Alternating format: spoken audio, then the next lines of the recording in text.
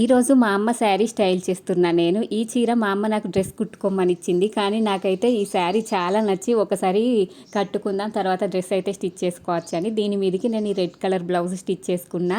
ఎందుకంటే violet colour మీదకి red colour బాగుంటుందని నాకు అనిపించింది. నేను అనుకున్నట్టుగానే కలర్ కాంబినేషన్ అయితే బాగా సెట్ అయింది. నేను ఇలా సింపుల్గా రెడీ అయిపోయాను.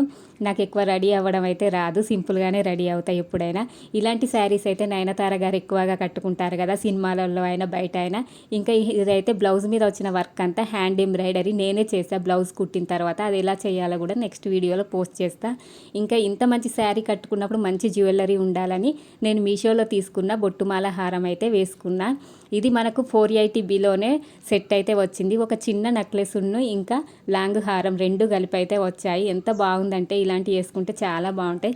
నా లుక్ ఎలా అనిపించిందో కామెంట్ చేయండి. ఇంకా నెక్స్ట్ సెట్ లింక్ కావాలనుకుంటే కామెంట్ సెక్షన్లో లింక్ అని చేయండి. Thanks for watching.